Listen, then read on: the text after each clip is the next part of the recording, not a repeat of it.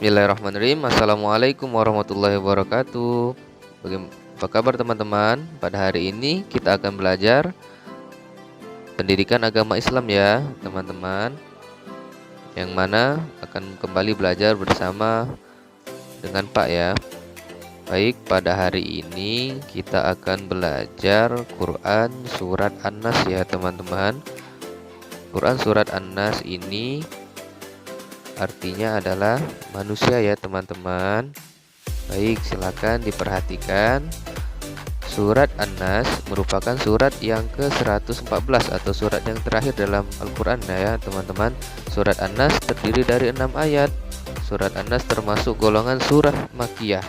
Dinamakan golongan surah Makkiyah karena surah An-Nas diturunkan di Mekah sebelum Nabi Muhammad SAW hijrah ke Madinah. Baik, coba kita melafalkan dan menghafalkan surat An-Nas ya teman-teman.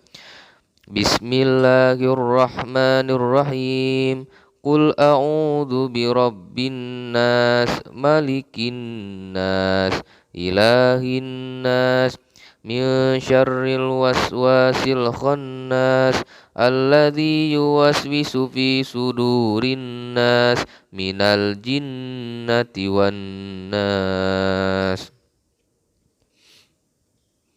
Baik teman-teman, arti surah An-Nas di ayat pertama, aku berlindung kepada Allah yang memelihara dan menguasai manusia. Ayat kedua, raja manusia. Ayat ketiga, sembahan manusia. Ayat keempat, dari kejahatan bisikan setan yang biasa bersembunyi. Ayat kelima, yang membisikkan kejahatan ke dalam dada manusia. Dan ayat yang terakhir, ayat keenam, itu dari golongan jin dan manusia. Jadi kita harus senantiasa meminta perlindungan kepada Allah Subhanahu wa taala dari gangguan jin manusia yang menyesatkan diri kita. Baik teman-teman, sekarang kita akan mengetahui dan belajar pesan-pesan dari surat An-Nas ya teman-teman.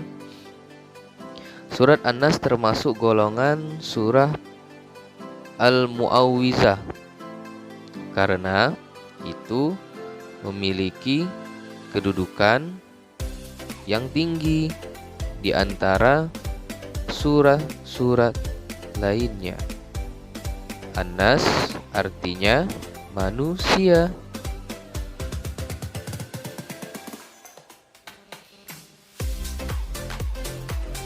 Pak Guru, apa pesan yang bisa kita ambil dari surah An-Nas Pak Guru?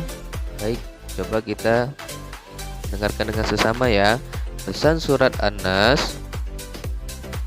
Yang pertama, surah An-Nas mengandung isti'azah, yaitu permohonan kepada Allah Subhanahu wa taala. Dari isti'azah itu, yang pertama, rasa was-was dari golongan jin. Kemudian dari golongan jin tersebut, jin adalah makhluk Allah Subhanahu wa taala yang terbuat dari api. Kemudian kita meminta perlindungan yang kedua atas rasa was-was dari golongan manusia. Yang kedua, pesan dari surah An-Nas, manusia harus berlindung kepada Allah Subhanahu wa taala dari gangguan jin dan manusia yang jahat. Kemudian pesan yang ketiga, ketika manusia takut, sakit, mendapatkan musibah dan lain-lain sebagainya, maka kita harus memohon dan berdoa kepada Allah Subhanahu wa taala.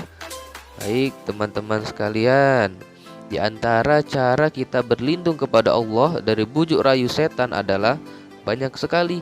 Yang pertama, bisa kita melaksanakan sholat 5 waktu. Yang kedua, berzikir kepada Allah. Yang ketiga, berdoa memohon ampun.